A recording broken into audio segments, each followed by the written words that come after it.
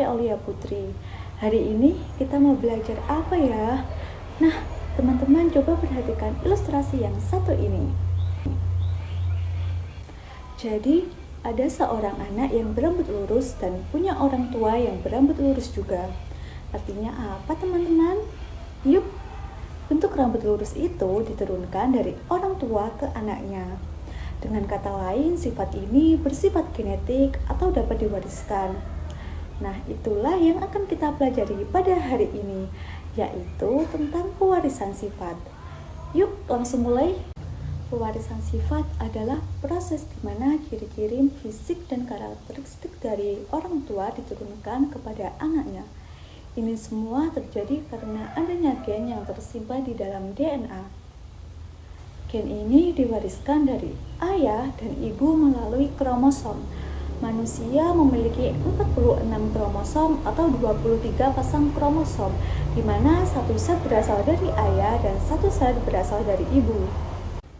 Jadi, sifat yang diturunkan dari orang tua atau parental ke keturunannya atau filial ada dua macam, teman-teman.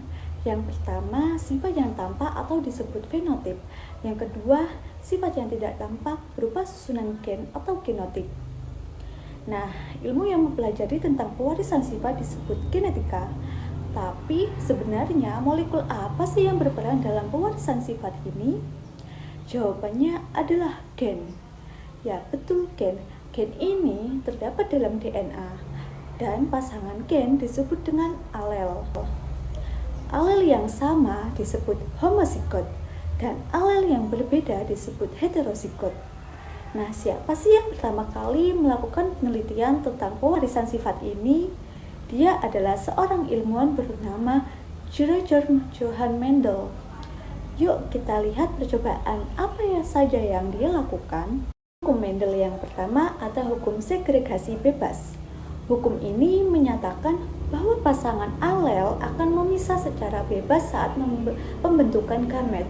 Contohnya pada persilangan monohibrid, persilangan dengan satu sifat beda, seperti bentuk biji kacang kapri. Rasio fenotipnya yaitu 3:1. Sedangkan hukum Mendel 2 atau hukum asortasi bebas, hukum ini menyatakan bahwa setiap alel dari satu lokus akan berpasangan secara bebas dengan alel dari lokus lain pada saat pembentukan zigot. Contohnya pada persilangan dihibrid, persilangan dengan dua sifat beda, seperti bentuk dan warna biji. Rasio fenotip ini adalah 9:3:3:1. Kira sifat apa saja yang bisa diwariskan dari orang tua ke anak? Yuk kita lihat contoh berikut ini. Yang pertama itu bentuk rambut, yang kedua warna kulit, yang ketiga pertumbuhan rambut di dahi, yang keempat tipe perletakan caping telinga. Tapi bagaimana kalau terjadi kelainan genetik? Yuk kita bahas di segmen berikutnya. Yang pertama, kelainan sifat yang terpaut autosom. Autosom adalah kromosom tubuh. Kelainan yang termasuk jenis ini bisa diwariskan oleh ayah ataupun ibu. Contohnya adalah albino. Ya, pasti kalian sudah tahu apa itu albino, yaitu kondisi di mana tubuh tidak bisa menghasilkan melanin. Kelainan ini dikendalikan oleh gen resesif atau A kecil. Yang kedua, kelainan sifat yang terpaut gonosom. Gonosom adalah kromosom kelamin X dan Y. Kelainan yang terpaut kromosom X hanya bisa diturunkan oleh ibu, misalnya buta warna, hemofilia.